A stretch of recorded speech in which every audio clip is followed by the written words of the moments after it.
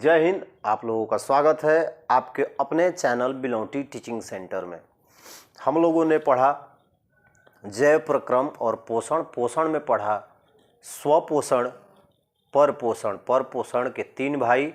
अब हम पढ़ेंगे कि अलग अलग जीव या अलग अलग जंतुओं में पोषण किस प्रकार होता है। तो सबसे पहले जो ये वीडियो देख रहे हैं सभी लोग इस वीडियो को लाइक करेंगे, शेयर करेंगे और चैनल को अपने सर्कल में शेयर करके सब्सक्राइब करेंगे भी और करवाएंगे भी। आज हम लोग पढ़ेंगे पौधों में पोषण यानी न्यूट्रिशन इन प्लांट्स। पौधों में पोषण किस प्रकार होता है, पौधे किस प्रकार अपना भोजन बनाते हैं और किस प्रकार अपने आप को इस जगत में सरवाइव करते हैं, जीने लायक बनाते हैं। पौधों में पोषण तो देखिए, पौधे जो होते हैं वो प्रकाश संश्लेषण की क्रिया द्वारा अपना भोजन बनाते हैं। क्या करते हैं? प्रकाश संश्लेषण की क्रिया द्वारा अपना भोजन बनाते हैं। वह प्रक्रिया जिसमें पौधे सूर्य के प्रकाश में क्लोरोफिल की उपस्थिति में वायुमंडल के कार्बन डाइऑक्साइड और जल से संयोग करके ग्लूकोज और ऑक्सीजन का निर्माण करते हैं, जो उनका भोजन होता है। इस प्रक्रिया को प्रकाश संश्लेषण कहते हैं।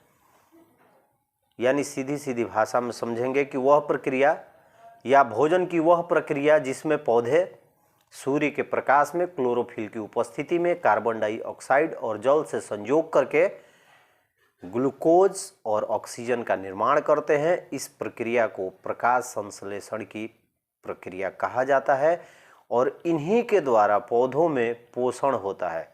यानी जो प्रकाश संश्लेषण के द्वारा ग्लूकोज बनता है वो जो होता है पौधों में उनके पोषण के कार्य के रूप में यूज किया जाता है, उनके भोजन के रूप में उपयोग किया जाता है। और जो ऑक्सीजन बाहर निकलता है उसे पौधे छोड़ देते हैं, जिससे हम लोग श्वसन की वजह से सरवाइव कर पाते हैं।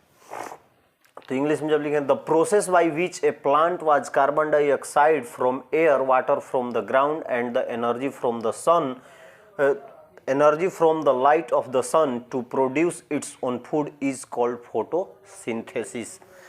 यानी जब पौधे सूर्य के प्रकाश की उपस्थिति में या सूर्य के प्रकाश में क्लोरोफिल की उपस्थिति में अपना भोजन जब बनाते हैं तो उस प्रक्रिया को प्रकाश संश्लेषण कहते हैं। देखिए नीचे आप लोग का इक्वेशन लिखा हुआ है, 6 CO2 यानी 6 कार्बन डाइऑक्साइड 12 अणु जल मिल जब आपस में संयोग करते हैं। कब? जब सूर्य की प्रकाश की उपस्थिति हो यानी एनर्जी ऑफ लाइट, और हरित लवक यानी क्लोरोफिल की भी उपस्थिति हो, तो इसे ये संयोग करके कन्वर्ट करता है C6H12O6 प्लस 6 ऑक्सीजन और 6 अणु जल निकालता है। यानी 6 molecules of water and 6 molecule of oxygen, और इसको बोलते हैं ग्लूकोज। इसको क्या बोलते हैं? ग्लूकोज।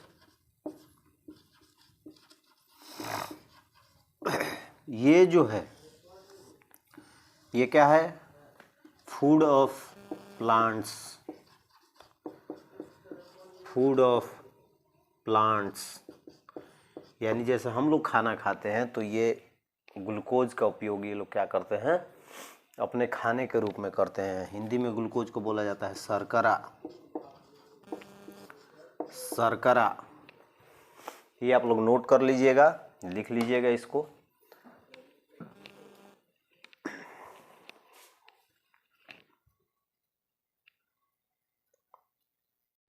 आप लोगों ने अभी समझा प्रकाश संश्लेषण। प्रकाश संश्लेषण किस प्रकार प्रक्रिया होती है और प्रक्रिया के फलस्वरूप क्या बनता है।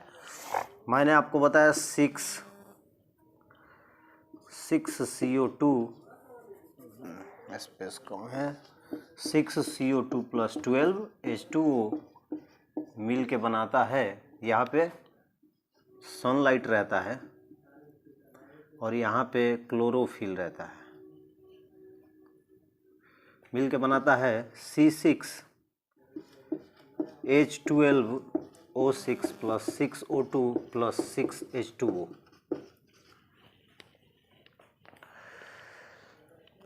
इस क्रिया को हम लोग क्या कहते हैं? प्रकाश संश्लेषण। प्रकाश संश्लेषण के लिए क्या क्या जरूरी होता है, कौन कौन से घटक होते हैं जो प्रकाश संश्लेषण के लिए बहुत ही महत्वपूर्ण होते हैं, यानी हम अब पढ़ेंगे प्रकाश संश्लेषण के घटक।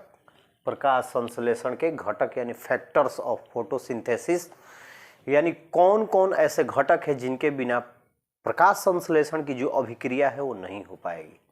तो सबसे पहले पर्णहरित यानी क्लोरोफिल। देखिए 1 नंबर पे मैंने क्या लिखा है?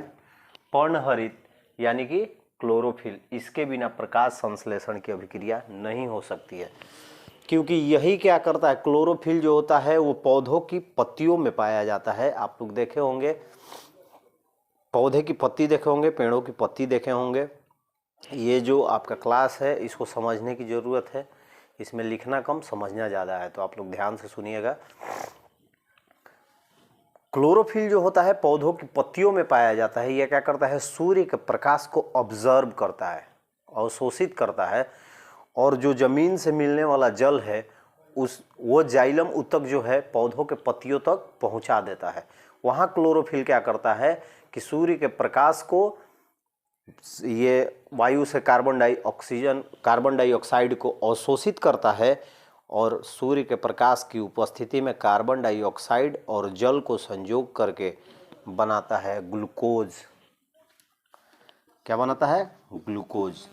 तो कोई यदि आपसे पूछेगा कि क्लोरोफिल जो है यदि न रहे तो प्रकाश संश्लेषण की अभिक्रिया होगी, तो डायरेक्ट बोलेंगे नहीं, ये सबसे मेन घटक होता है प्रकाश संश्लेषण। ये सौर ऊर्जा को रासायनिक ऊर्जा में कन्वर्ट कर देता है। कौन? क्लोरोफिल। क्लोरोफिल वायुमंडल से कार्बन डाइऑक्साइड को अवशोषित करता है, सूर्य के प्रकाश की उपस्थिति में यानी सौर ऊर्जा को कन्वर्ट कर देता है रासायनिक ऊर्जा में, उसके फलस्वरूप इनका भोजन बनता है। दूसरा घटक है कार्बन डाइऑक्साइड। यदि कार्बन डाइऑक्साइड अवशोषित नहीं करेगा क्लोरोफिल तो कन्वर्सन नहीं हो सकता है, ग्लूकोज नहीं बन सकता है।